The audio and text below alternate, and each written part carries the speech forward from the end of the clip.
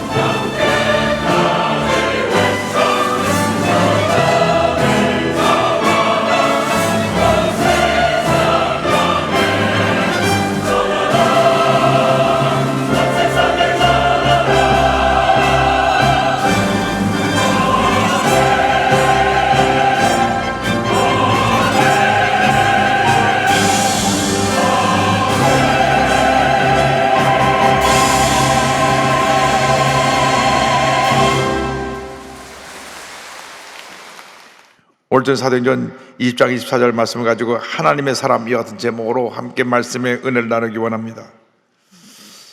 누가 단 한 번뿐 인생을 삽니다. 두 번 인생을 사는 사람은 없습니다. 한 번뿐 인생을 사는데 가장 중요한 것은 인생의 목적을 분명히 알고 살아가는 것입니다. 난 어디서 와서 무엇 때문에 살며 어디로 가고 있는가, 이 3대 인생의 질문에 대해서 분명한 답을 갖고 있어야 합니다.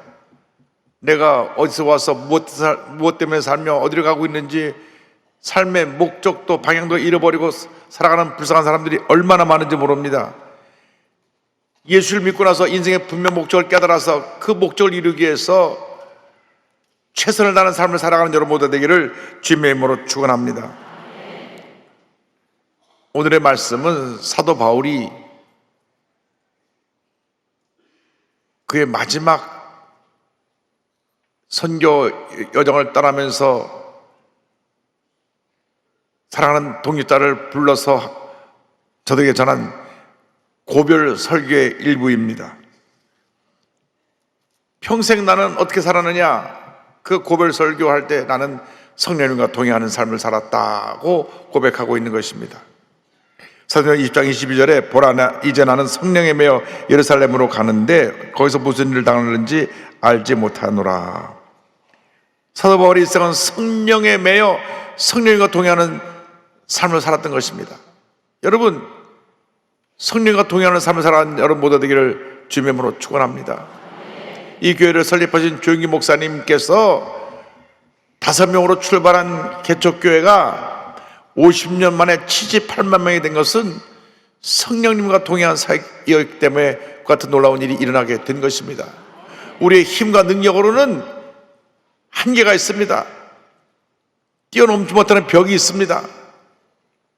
그래서 미국에서 300 돌파 세미나를 플러시나크에서 시작을 했습니다. 미국에 약 50만 개 교회가 있는데 그 중에 300명 넘는 교회가 1%밖에 안 된다는 것입니다. 1%.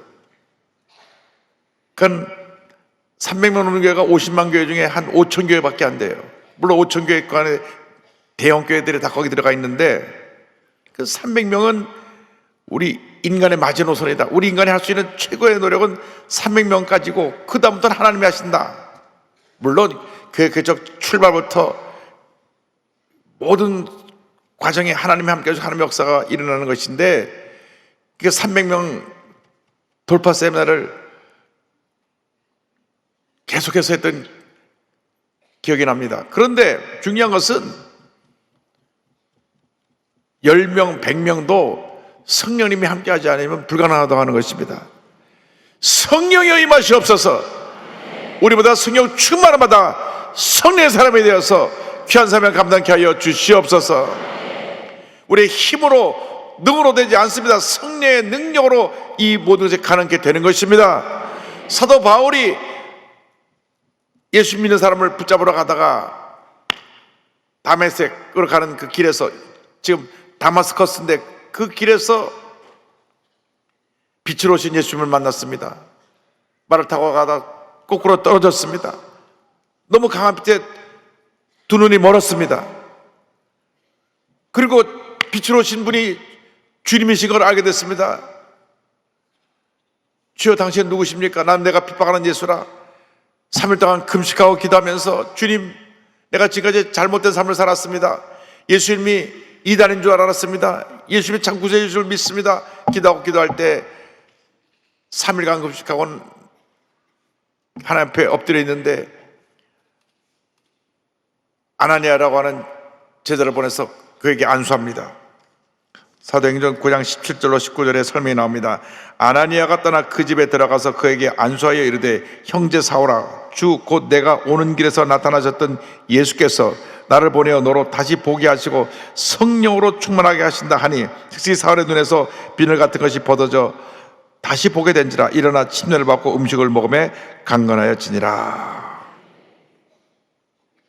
그날 이후로 사도 바울의 일생은 성령과 동행한 일생이었습니다. 아나니아가 안수할 때 눈에서 비늘 같은 것이 벗어지면서 성령의 충만이 그에게 임하였고 성령에 붙들린 삶이 되어서 평생 오직 하나님의 영광만을 위해 살았던 하나님의 귀한 종으로 쓰임을 받게 된 것입니다. 여러분, 성령의 사람이 되어야 우리는 하나님의 일을 제대로 감당할 수 있게 되는 것입니다.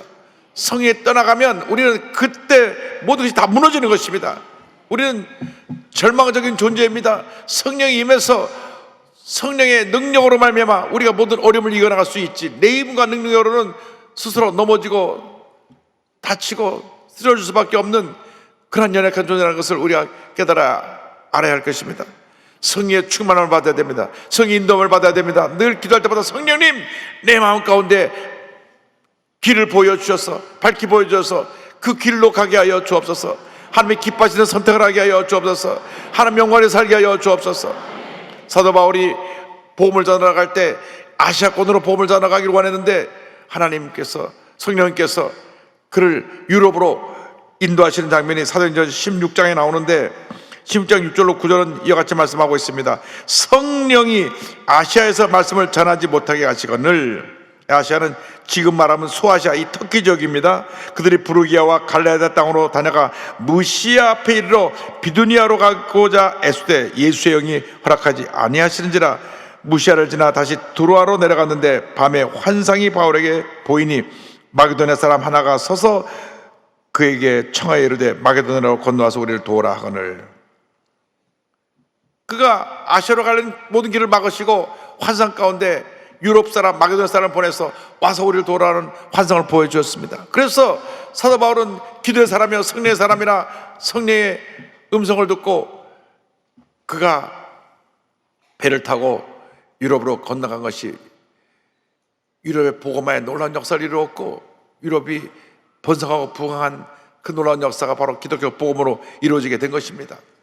3차 선교 여행에 에베소에 갔을 때도 성령의 역사로 말미암아 12제자가 성령 받고 온 에베소가 성령의 능력으로 말미암아 변화되어서 그리스도의 복음을 듣지 않은 사람이 한 사람도 없을 정도로 큰 부흥이 일어났던 것을 알 수가 있습니다. 사도행전 19장 6절 7절입니다. 바울이 그들에게 안수하며 성령이 그들에게 임하심으로 방언도 하고 예언도 하니 모두 12사람쯤 되니라. 12사람이 성령으로 충만을 받았는데 사도 바울이 그곳에서 2년 동안 복음을 전할 때 사도행전 19장 10절 이와 같이 말씀합니다. 2해 동안 이같이 하니 아시아에 사는 자는 유대인이나 헬라인이나 다 주의 말씀을 듣더라. 할렐루야. 오늘 개척교회 귀한 사명을 담당하신 목사님들이 다 오셨는데 우리 목사님들의 사역을 통해서 대한민국 전국 방방곡곡에 예수 그리스도의 복음을 듣지 못한 사람이 한 사람도 없게 되기를 주님으로 축원합니다. 우리를 통하여 하나님께서 영광 받으시고 우리 주위에 믿지 않은 사람을 주님 앞으로 인도해 올 때 하늘나라에 큰 상급이 쌓일 줄로 믿습니다. 그런데 사도 바울이 마지막 가기를 원했던 것은 로마를 통해서 서바나 스페인까지 가기를 원했습니다. 그런데 자기 생각은 로마를 가기를 원했는데 성령께서 그를 예루살렘으로 보내시는 것입니다. 사도행전 20장 22절입니다. 보라, 이제 나는 성령에 매여 예루살렘으로 가는데 거기서 무슨 일을 당하는지 알지 못하노라. 예언하는 사람들이 예루살렘으로 가지 마세요. 거기는 가면 환난과 결박이 기다리고 있습니다. 그 예언한 대로 가서 죄인으로 묶여서 그 재판을 받으러 가게 되는데 어디로 가게 되느냐?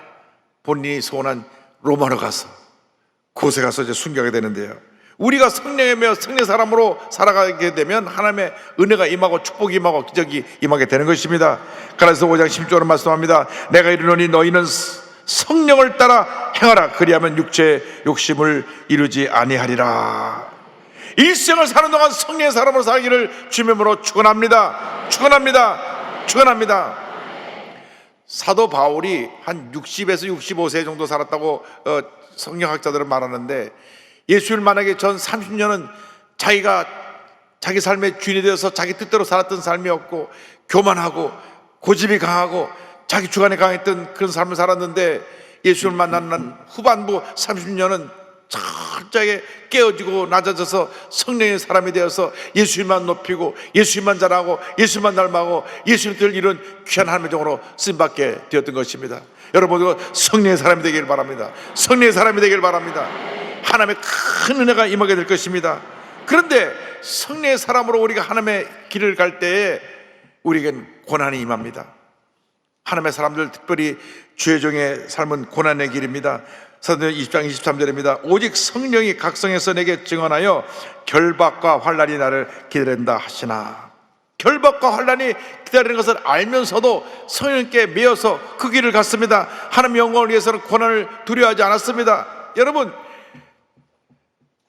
주님을 섬긴다는 것이 쉬운 일이 아니고 그 길이 쉬운 길이 아닙니다. 왜? 악한 원수 마귀가 막 벌떼처럼 달려들어가고 시험에 들게 하고 다시 타락시켜서 옛 모습으로 돌아가게 하려고 모든 공격을 계속하고 있기 때문인 것입니다.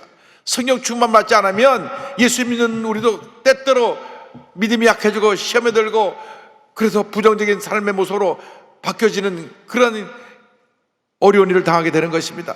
늘 성령으로 충만해야 됩니다. 늘 기쁨이 샘솟도 넘쳐야 됩니다. 감사가 샘솟도 넘쳐야 되는 것입니다. 그런데 특별히 주의 종의 길은 주의 종 하나 무너뜨리면 그 교회가 흔들리고 무너지게 되니까 막 집중으로 물고 뜯는 것입니다. 그래서 우리 주의 종들은 늘 성령으로 충만하고 모든 성도들이 딱 주의 종을 중심으로 한마음 돼서 기도 용사가 되어서 기도하고 또 기도하고 또 기도해서 흑암에서 물리치고 교회가 부흥하고 하나님 노릇 역사가 나타나야 되는 것입니다. 여러분, 고난은 다가옵니다. 문제는 다가옵니다. 어려움은 다가옵니다. 그러나 그 고난의 때 엎드려 기도하고 또 기도하고 또 기도하면 하나님의 놀라운 역사가 나타나게 되는 것입니다. 하나님의 은혜가 임하게 되는 것입니다. 사도 바울은 말로 당할 수 없는 고난을 받았습니다. 그 고난은 이상 그 누가 당한 그 누구의 고난에 비교할 수 없은 그런 고난을 당했지만은 믿음으로 이겨내서 위대한 하나님의 사람으로, 위대한 사도로 그의 한평생 쓰임을 받게 된 것입니다.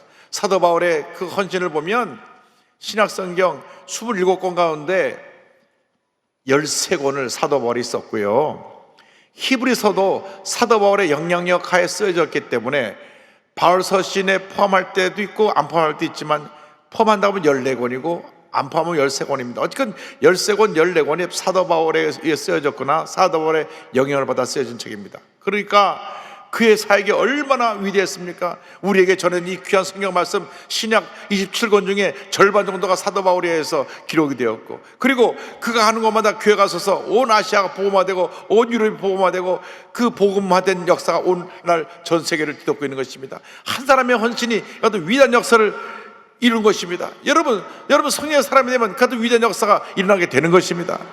그러므로 어떤 고난이 다가오고 어떤 어려움이 다가와도 참고 견디고 이겨내서 믿음으로 승리하는 여러분들 되기를 주님으로 축원합니다. 사도 바울이 순교를 앞두고 마지막 선 편지에서 그의 사랑하는 영적 아들 디모데에게 보낸 편지에서 이와 같이 말합니다. 디모데후서 4장 7절 8절입니다.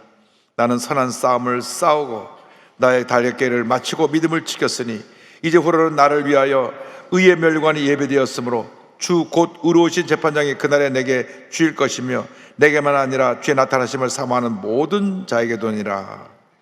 여러분 모두에게 주님이 예배하신 의의 멸관이 예배되어 있는 것입니다. 사랑하는 영적인 아들 제자인 디모데에게 이 편지를 보내고 AD 66년 67년 사이에 네로 황제 시절에 그런 참수형을 당해 순교합니다. 로마 시민권자였기 때문에 사형 제도 가운데 가장 죽음의 고통을 짧게 느끼는 참수형으로 그는 순교를 한 것입니다. 주님께서 하늘에서 활짝 웃으며 두 팔을 벌리고 총에 오는 사도 바울을 안아주셨을 것입니다. 아마 지금 사도 바울이 저 위에서 이렇게 내려다보면서 내기하고 있구나 막 웃고 계실 것입니다. 여러분, 영광스러운 죽음을 맞이한 사도 바울입니다. 정말 주 앞에 가는 그날까지, 호흡이 다하는 그날까지 목숨 바쳐 헌신한 여러분들 주님으로 축원합니다. 그런데 사도 바울이 내가 주님께 주 예수님께 받은 사명이 있다고 고백을 합니다. 내가 환난과 결박이 날 기다리고 있지만 그 가는 이유는 내가 받은 사명 때문이다. 20장 24절입니다. 내가 달려갈 길과 주 예수께 받은 사명 곧 하나님의 은혜의 복음을 증언하는 일을 마치려면은 나의 생명조차 조금도 귀한 것으로 여기지 아니하노라. 은혜의 복음을 전하는 일에는 나의 생명조차 조금도 내가 귀한 것으로 여기지 않고 다 주님을 위해서 헌신한다고 그는 고백했습니다. 여러분, 주님을 위해서라면 우리는 그 무엇이 아깝지가 않은 것입니다. 우리가 사랑하는 사람을 해서 무엇을 못 갖다 주겠습니까? 내 가진 좋은 것 다 갖다 줍니다. 시간도 내 정성도. 왜? 사랑하기 때문에. 사랑 안 해본 사람처럼 눈을 껌뻑거리고 계신데 사랑에 빠지면 그렇게 되는 거예요. 내가 다 갖다 줘도 또 부족한 거예요. 자식을 사랑하니까 그 자식을 그냥 눈만 뜨면 오우 꿀꿀꿀꿀 하면서 그냥 좋은 거 다 먹이고 좋은 옷 입히고 또 속을 세게도 그냥 내 새끼 품었고, 요즘 어린애들 국제 하시더라고. 영어 과외도 보내고, 영어 하나만 하면 안 된다고 남자들은 태권도 보내고, 또 여자들은 또 피아노 치고 바이올린하고 플룻 불고 별걸 다 해요. 왜? 사랑하니까 돈을 빌려서라도 자식을 해서 투자하는 겁니다. 그런데 우리를 위해서 목숨 버리신 예수님을 우리가 사랑하는데 우리가 주 앞에 무엇을 못 드리겠습니까? 우리의 시간도, 우리의 재능도, 우리의 정성도, 우리의 물질도, 나의 생명조차 귀한 것으로 위하고 주님께 드리기 원합니다. 할렐루야. 이것이 진짜 주님을 사랑하는 모습입니다. 예수님 사랑한다고 하면서 교회 충성하지 않냐고, 예수님 사랑한다고 하면서 불평하고 원망하는 건 그건 사랑하는 게 아니에요. 가짜입니다. 가짜예요. 진짜 예수님을 사랑하면 목숨 바쳐 주님을 위해서 충성하고 예배 잘 드리고 헌신하는 모습으로 살아가는 우리 모두가 되어야 하는 것입니다. 여러분에게 준 사명입니다. 사명. 각자의 사명이 있습니다. 여기 음악을 하는 분들은 음악가로서의 사명이 있는 겁니다. 그 사명을 통해서 내준 재능으로 하나님께 영광 돌리는 것입니다. 의사의 사명은 뭡니까? 사람을 치료하고 살리는 것입니다. 의사의 사명이에요. 뭐가 어떻든 간에 의사의 사명을 살리는 겁니다. 손 놓고 있으면 안 돼요. 살려야 돼요. 선생님의 사명이 뭡니까? 잘 가르치는 것입니다. 잘 가르쳐야 돼요. 노동자의 사명이 뭡니까? 일을 열심히 잘 해가지고 사업이 잘 되게, 그 회사가 잘 되게 해야 되는 겁니다. 지금 사명을 잃어버린 사람들이 자꾸 데모하고 일도 하지 않고 문제를 일으키고, 사명 없는 사람들이 결국 모든 문제의 원인을 제공하고 있는 것입니다. 여러분, 사명자들은 불평하지 않습니다. 사명자들은 문제를 일으키지 않습니다. 사명자들은 사명을 해서 목숨 바쳐 헌신하는 것입니다.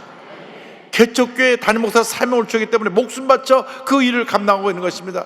제대로 자지도 못하고 제대로 먹지 못하고 그저 헌신 충성하는 그 귀한 우리 주종님들을 기억하시고 기도해 주시기 바랍니다. 이 땅에 사명을 이루기 위해서 왔던 수많은 선교사님들의 무덤이 양화진에 있습니다. 저는 가끔 양화진에 갈 때마다 마음이 숙연해집니다.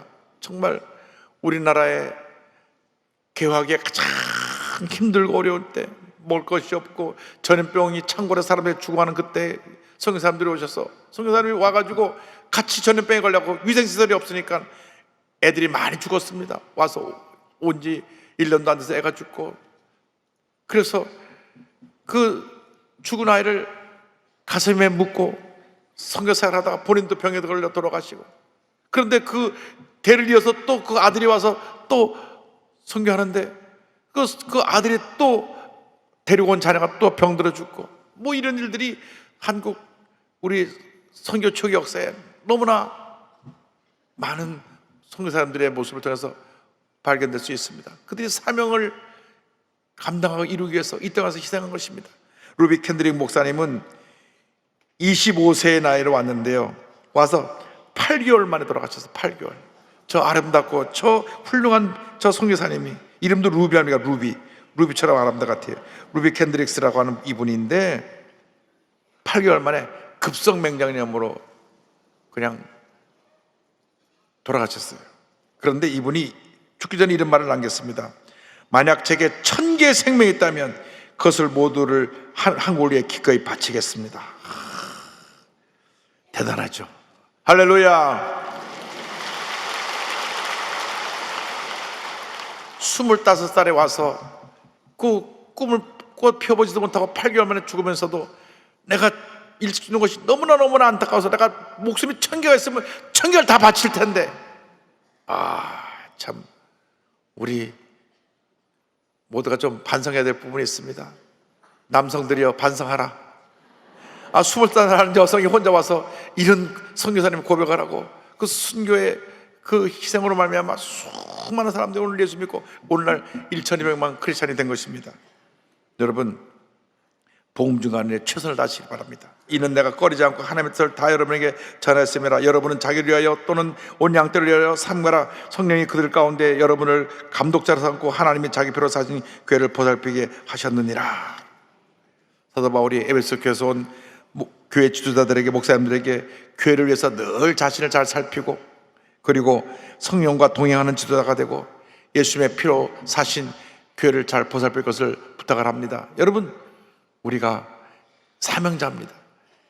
주님께서 맡긴 이 사명 잘 감당해서 우리 자신을 잘 살피고 성령과 동행하며 주님 몸된 교회에서 죽도록 충성하는 주님의 일꾼들이 다 되시기를 주님의 이름으로 축원합니다. 축원합니다. 축원합니다. 기도하겠습니다. 사랑과 은혜와 자비가 원하신 하나님 아버지, 사도 바울 같이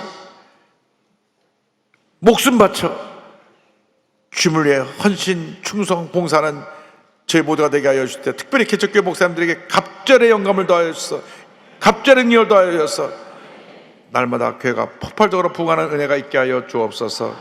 예수님의 이름으로 기도 올리옵나이다. 아멘.